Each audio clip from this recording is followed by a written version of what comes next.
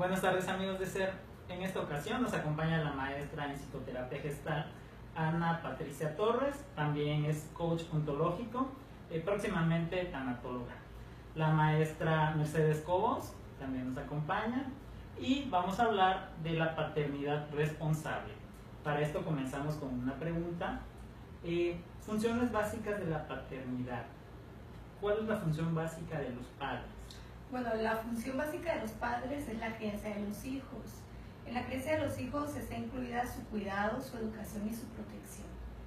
Esa sería básicamente la manera de... ¿Algo con lo que usted nos quiera ampliar el punto? Ay, cuánta formalidad. Pues yo siempre he copiado una frase que era del doctor Norman Schuck, y él decía que una función de los padres es ser un puerto seguro para ellos, es decir, que nuestros hijos sepan que hagan lo que hagan, que pase lo que pase, estamos ahí para apoyarlos, para acompañarlos en el camino, no para resolver sus problemas, pero sí para acompañarlos. Los padres son una guía, ¿no? Definitivamente. Una guía. Bien. ¿Qué es la paternidad responsable? Bueno, la paternidad responsable tiene que ver mucho con lo que Mercedes nos hablaba, ¿no? Muchas veces los papás solamente se enfocan en que vamos a crear un hijo, pero realmente se olvidan que la paternidad responsable es estar de acuerdo que cuando traemos un hijo al mundo estamos generando una gran responsabilidad hacia esa persona, y no solamente en la cuestión básica como es alimentarlo, como es llevarlo a la escuela, como llevarlo al cine, ¿no? Es más allá, es una base segura, como bien decía Meche, es una base segura donde impere el amor, impere la alegría, y pues el chico se pueda sentir seguro, de esa forma pueda ir a explorar el mundo, ¿no? Un niño cuando se siente seguro y amado por sus padres, pues obviamente fluye de una manera mucho que mejor con sus compañeros, se relaciona de una manera más efectiva, y pues también es un chico que no va a andar violentando a los demás niños, o sea, es un niño feliz, ¿no? Entonces la paternidad responsable radica en esto, en que los papás podamos ver más allá y no solamente nos centremos en que voy a trabajar para poderle dar lo mejor a mi hijo económicamente, ¿no? Sí. Sino también es revisar qué estoy haciendo como papá, ¿sí? ¿Qué le estoy dando a mis hijos que no lo compra el dinero? La parte emocional. La parte emocional tiene que ver mucho con esta, abrir más los canales emocionales, permitirnos relacionarnos mejor con ellos. Se nos olvidan, yo siempre he dicho que las cuestiones básicas o las pequeñas acciones, como el sonreírles a tus hijos, como el preguntarles cómo estás, esto nos va a ir ayudando a que ellos nos vean como padres confiables, pero también a nosotros ver nuestra responsabilidad, todo lo que implica ser papás, ¿sí? Okay. Eso sí. Yeah. Entonces, ser padres es más allá del sustentar cosas materiales, alimentación, educación, o sea, proveer educación para una escuela, o si es escuela pública, pues bueno, darle los útiles, darle lo necesario. Es también la parte afectiva, la parte emocional, aspectos psicológicos que aunque no se tengan un padre que no sea psicólogo, no esté metido en el área, no lo tenga quizá claro, pero es parte de esa formación psicológica de su hijo, ¿no? ¿Sí? De hecho, un padre no necesita ser psicólogo. Un padre lo único que necesita es darse cuenta del impacto que tiene en el hijo. Por eso es la parte de la responsabilidad, ¿no? Saber que tú eres una guía, que tú eres un ejemplo, y que todas las acciones que tú hagas de una u otra manera son las que están llevando a tu hijo a actuar. Nuestras acciones tienen más impacto que nuestras palabras, entonces se trata más de eso, de atrevernos a mirar como padres qué estamos haciendo, cuáles son las expectativas que tengo como papá y hacia dónde estoy llevando a mis hijos, dónde los estoy encaminando. Sí, yo lo que quería comentar es que muchas veces por quererle dar a nuestros hijos lo que no tuvimos, ¿cuántas veces no hemos escuchado, no? Ah, no, es que yo no tenía ropa de marca, o es que yo no tenía juguetes, cosas materiales, no, se nos olvida darles lo que sí tuvimos, y que sí tuvimos reglas, límites, tiempo. Yo creo que como platicábamos anteriormente, el que hoy día las mamás trabajemos, pues nos implica menos tiempo con ellos, pero no por eso son niños en abandono. Una cosa es que estés trabajando y otra cosa es que los abandones, porque los tiempos hay que optimizarlos, hay que darles esa calidad en el tiempo que pasamos con ellos, como bien decías. No es solamente llevarlos a la escuela o al doctor o cubrir sus necesidades de alimentación, sino en esa conexión emocional, que es como uno de los temas de los que vamos a hablar.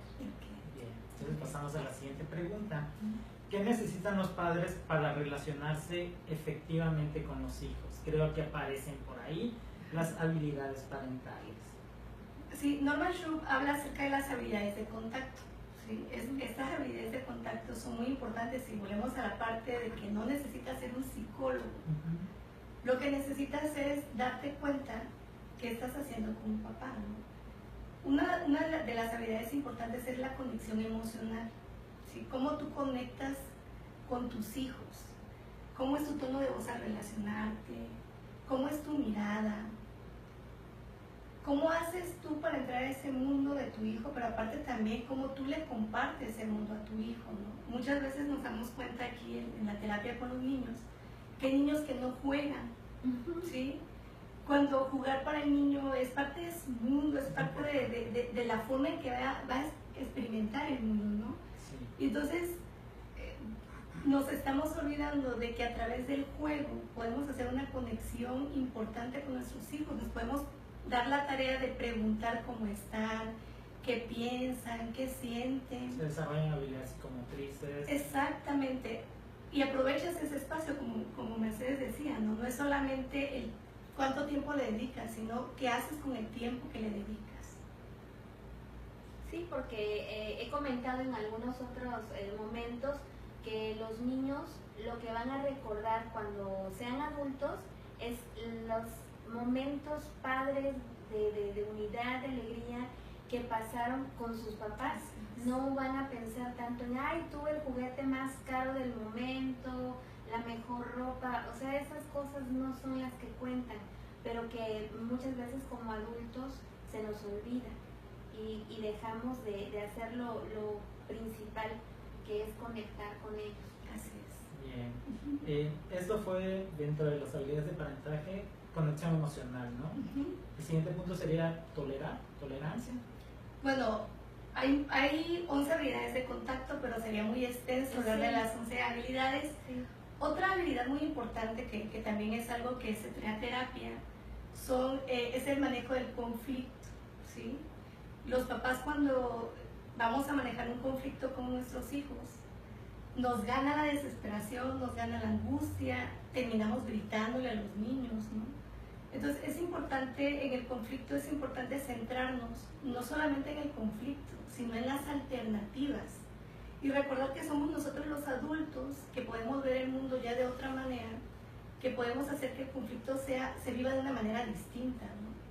Por lo regular evitamos el conflicto, o si no, regañamos y exageramos el conflicto, pero realmente no nos damos cuenta que en el conflicto está apareciendo una emoción, ¿sí? La emoción del enojo. Y muchas veces nos preguntan, ¿y esa emoción es mala? ¿El niño se va a volver una persona mala? Etcétera, ¿no? Realmente no, simplemente el niño está descubriendo esa emoción, ¿sí? Y muchas veces va a gritar, va a tirar las cosas. Y bueno, y el adolescente peor, ¿no? Lo vas a escuchar por la puerta que se azote, etcétera. Pero lo que podemos ver como adultos, que esa es la invitación para los papás, es que nos fijemos en qué emoción está emergiendo en ese momento, ¿sí? Es el enojo. Entonces, el enojo lo que hace, el enojo es una protección que tiene nuestro organismo para protegernos de lo que está sucediendo. Y obviamente al tener esa protección, pues enojados, si yo me pongo una protección, nadie va a entrar, nadie va a poder entrar, entonces me voy a desgastar y no va a pasar absolutamente nada. Bueno, o a lo mejor entre el enojo de uno y del otro se empieza a exagerar, ¿no? Entonces, darnos cuenta que en ese momento está enojado y que va a poner un escudo protector, y que lo importante es, yo siempre digo que algo bien básico, ¿no? Es guardar la calma nosotros como papás, tomar distancia, que es algo muy importante, por lo regular a nosotros no nos han enseñado a tomar distancia o tiempo fuera, que eso es algo muy, muy importante. Y dejar que se nos baje ese enojo que tanto el niño como yo estoy sintiendo, porque por una parte yo como padre siento que tengo la autoridad de que ese niño no se vaya a volver malcriado, ¿no? Pero pero esa autoridad también te lleva a tener la autoridad de tranquilizarte y ver las cosas de una manera distinta, ¿no? No solamente ponerte al por tú con el niño, que por lo regular eso nos pasa, ¿no? Me grita, le grito, etc. Entonces, y generar alternativas, buscar qué podría yo hacer de una manera distinta cuando mi hijo llora, qué me está queriendo decir con ese llanto, ¿no? Hemos podido ver también, no solamente en la literatura, sino también en el contacto con los niños, que a partir de los 4 años los niños ya tienen la capacidad de elegir, de decir cómo se sienten. Entonces también en el conflicto otra habilidad, o más bien dicho, otro mecanismo importante, otro canal importante es la comunicación. Preguntarle a nuestros hijos qué tienen, cómo se sienten, ¿no? Los papás hemos dejado de ser curiosos, de ser creativos, vivimos en un mundo tan mecanizado que todo lo hacemos corriendo, que se nos ha olvidado.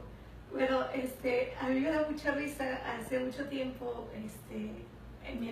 mi amigo Enrique Magaña, que le mando un saludo, él me decía que se nos ha olvidado ser como Chicoche, un investigador social, ¿no? ¿Cuándo, dónde, cómo y por qué? Entonces, a mí me da mucha risa recordarlo y obviamente cuando ya hacía contacto con mis hijos me acordaba mucho de eso, ¿no? Esa parte de ser curiosa y de preguntarle a tu hijo qué lo está enojando, qué pasó este día que estás diferente, qué te gustaría que hiciéramos juntos, cómo podemos solucionar esto. Entonces, bueno, esa para mí fue muy importante, ¿no? Y también otra cosa importante, que es ver cómo está apareciendo el enojo, no perder de vista que es esa emoción en la que está generando todo lo demás. Sí, y es que, bueno, las habilidades de contacto se van relacionando y como bien decía Patti hoy, pues no las podemos tocar todas, pero ahí va implícita esta cuestión de tolerar, lo que mencionabas al inicio, ¿no? El que los hijos sepan que, pues, aunque están pasando un momento difícil, pero lo que podemos estar molestos es con la acción y no con ellos, o sea, diferenciar, no es la persona, sino el modo en que reaccionó, en el que se comportó.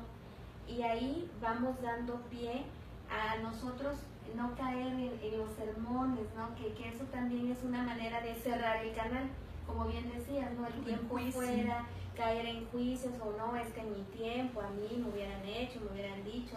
O sea, eso ya que, ¿no? Ahorita lo importante es esa emoción que mi hijo está viviendo, cómo yo la tomo, qué hago con eso, cómo voy a generar esas alternativas, como bien decías, porque si no, caemos en resolverle o bien ponernos en contra. Y es cuando comenzamos a complicar más las cosas. En cambio, si yo como papá, que soy la parte adulta, madura, tomo distancia, también reviso, bueno, qué es lo que me enojó, el cómo me contestó, el que aventó la puerta, y voy desmenuzando la acción, eso también ayuda a que veamos las cosas en su verdadera proporción y no las magnifiquemos. Totalmente de acuerdo. Bien.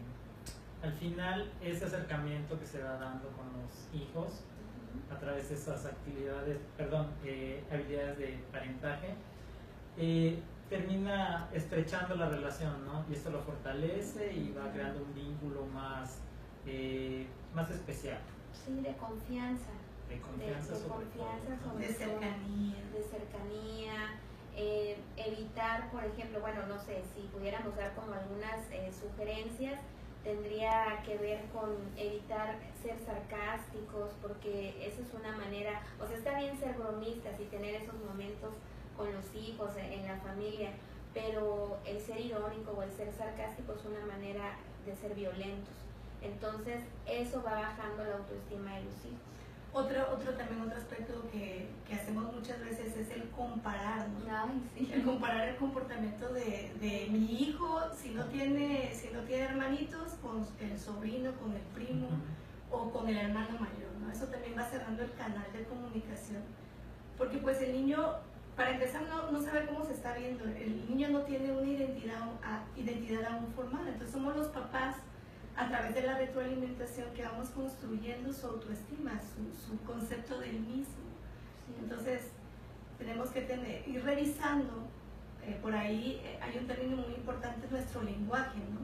El lenguaje puede ser violento, el lenguaje puede ser pasivo, y el lenguaje, al final de cuentas, nosotros somos los hijos como ese brillo que se activa, o esa conciencia que se activa, y entonces si yo a mi hijo le digo, le pongo un adjetivo descalificativo, eres un tonto, entonces cada vez que se va a encontrar en una situación como esa, se va a vivir de esa manera, ¿no? Entonces, bueno, irle metiendo mensajes positivos y revisar nuestro lenguaje. Los papás muchas veces, de las habilidades de contacto, la más importante por eso es el darnos cuenta.